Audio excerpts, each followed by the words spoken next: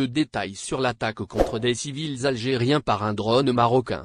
C'est finalement un convoi de 5 camions qui a été pris pour cible ce matin par un drone marocain sur la route Tindouf-Zoura, affirme le média sahraoui et ce Sahraoui. 3 camions auraient été touchés faisant 4 victimes, toutes algériennes, révèle le média qui cite les secours et le témoignage des rescapés. Selon les médias mauritaniens et sahraouis, un drone marocain aurait bombardé hier, 24 janvier, un semi-remorque mauritanien à l'intérieur du territoire sahraoui sur la route menant de Tindouf à Zourat, au lieu-dit Azkoula qui se situe dans la zone contrôlée par le Front Polisario. Cette attaque aurait fait 6 victimes, 3 morts et 3 blessés, toutes mauritaniennes. Le camion transportait, selon le site Zourat Média, une quantité de terre extraite pour l'orpaillage illégal, qui devait être traitée en Mauritanie. Ce n'est pas la première fois que des civils sont bombardés dans cette région. Le 2 novembre 2021, 3 routiers algériens avaient été assassinés de la même manière à quelques encablures de là. En avril 2022, un autre bombardement a eu lieu à la frontière entre la Mauritanie et le Sahara occidental et avait fait plusieurs victimes. Le Maroc a lancé une campagne de bombardement tout azimut dans la partie contrôlée par le Front Polisario du Sahara occidental contre des cibles civiles et militaires avec pour objectif de faire de cette zone un no-man's land. Le 7 avril 2021, un drone marocain assassinait Dahe El Bendir, le commandant de la gendarmerie sahraoui, alors qu'il se trouvait dans un convoi un camion civil algérien bombardé par des drones marocains.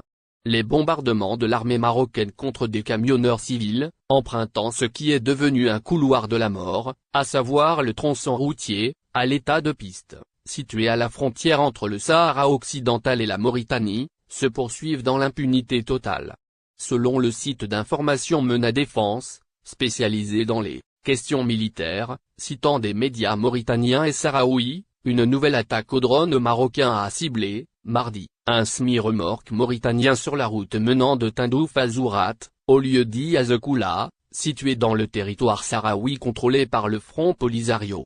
Selon la même source médiatique, l'attaque aurait fait 3 morts et autant de blessés parmi les convoyeurs, de nationalité mauritanienne.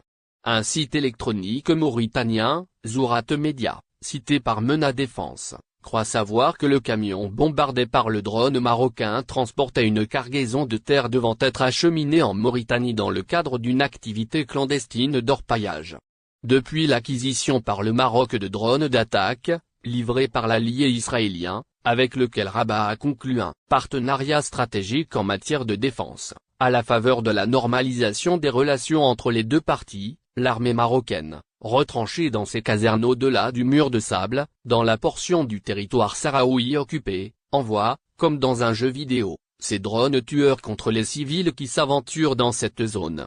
C'est que, depuis la reprise de la guerre par le Front Polisario, suite à l'attaque du poste frontalier de Guergarat par les troupes marocaines, en novembre 2020, n'ayant pas l'initiative des opérations militaires au sol, face au harcèlement quotidien de ses positions par les troupes mobiles de l'armée de libération sahraoui qui lui font subir de lourdes pertes en hommes et en matériel de guerre, l'armée marocaine n'a que les drones pour faire peur aux civils.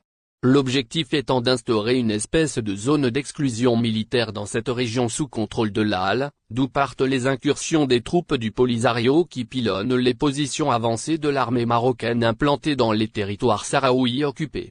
L'absence de réaction de la Mauritanie face aux attaques répétées contre ses ressortissants, la dernière en date, eut lieu en avril 2022 et s'était soldée par la mort de 5 civils tués dans les mêmes conditions. Un bombardement au drone d'un convoi de camionneurs, semble avoir été comprise par le Maroc comme un aveu de faiblesse, un permis de tuer, en toute impunité.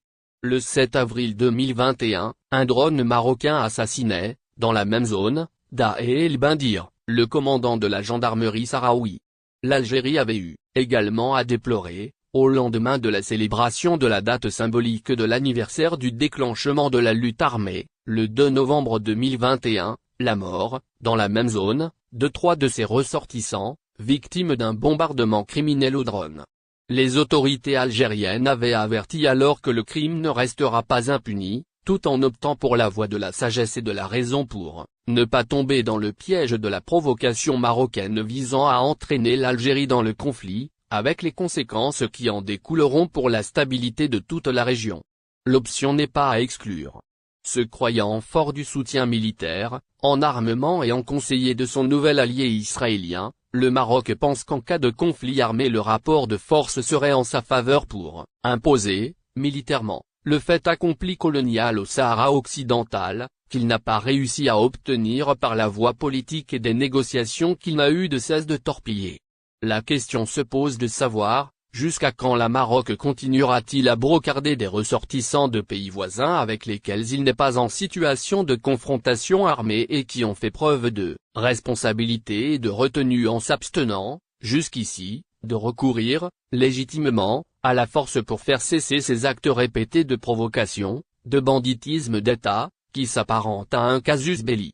D'un autre côté, comment interpréter le silence de la communauté internationale, des puissances occidentales, des États-Unis, qui ont des intérêts stratégiques dans la région, mais aussi de la Ligue arabe, de l'Union africaine, de l'Organisation des Nations unies, des ONG face aux raids répétés du Maroc ciblant des civils dans un territoire considéré non autonome par le droit international, notamment l'avis juridique de la Cour internationale de justice de La Haye, endossé par l'ONU. Sur quel principe du droit international, le Maroc se fonde-t-il pour dicter sa loi dans cette zone, démilitarisée, fréquentée par les civils mauritaniens et des autres pays voisins qui se livrent au commerce ancestral frontalier qui s'est toujours opéré, par le passé, en toute sécurité et convivialité, entre les populations de la région? L'ONU doit impérativement et rapidement se déterminer face à l'escalade militaire à laquelle pousse le Maroc au risque de précipiter un camion civil algérien bombardé par un drone. Un camion appartenant à des transporteurs privés algériens a été bombardé ce matin par un drone, probablement marocain sur l'axe routier Tindouf-Zourat. L'attaque aurait fait 2 morts, selon des sources sécuritaires de la RASD. Les camionneurs avaient quitté Tindouf très tôt le matin et l'attaque aurait eu lieu sur l'ancienne route coloniale qui longe la frontière avec le Sahara occidental et qui se trouve en territoire mauritanien. D'autres sources évoquent un autre lieu où a eu lieu l'attaque et qui se trouverait dans la zone libérée par le Polisario. C'est la seconde attaque cette semaine après celle du bombardement d'un camion d'orpailleurs mauritanien.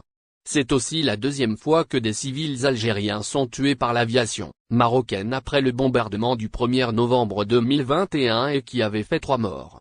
Le Magazine joue avec le feu comptant sur l'appui d'Israël comme Zelensky a joué avec le feu comptant sur l'appui de l'OTAN, des USA et de l'Europe et au final il a détruit son pays et une guerre contre ce voisin belliqueux et arrogant donnera aussi l'occasion à l'armée du Polisario d'en finir avec ce colonialiste en engageant une grande offensive d'envergure avec l'appui de l'AMP contre cette armée de pacotille qui n'est même pas capable de libérer une petite île occupée par l'Espagne et qui se trouve à quelques mètres de son territoire. Visa Schengen pour étude, voici tout ce que les Algériens doivent savoir. Plusieurs citoyens algériens souhaitent demander un visa Schengen pour poursuivre leurs travaux à l'étranger. L'équipe de ZRDI rapporte pour vous tout ce que vous devez savoir à ce propos dans cette nouvelle édition du samedi 28 janvier 2023.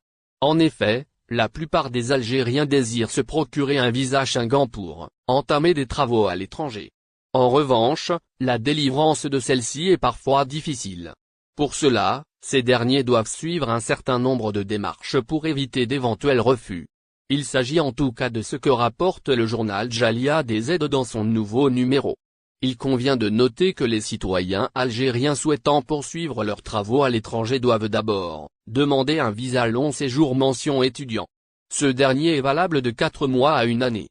Selon les précisions de la susdite source, après 1 an, les travaux peuvent demander une carte de séjour temporaire valable 1 année. Ou bien une carte de séjour pluriannuelle valable de 2 à 4 ans. Notons par ailleurs que plusieurs demandeurs reçoivent des refus au niveau des consulats ou ambassades. Soit, la plupart des refus pour motif 10. Retrouvez tous les détails liés à ce point dans les prochains paragraphes de la deuxième partie de cet article. Visa Schengen refusé, voici plus de détails comme nous l'avons cité plus. N'oubliez pas abonnez-vous à notre chaîne Olive News et activez les notifications pour recevoir nos publications en temps réel.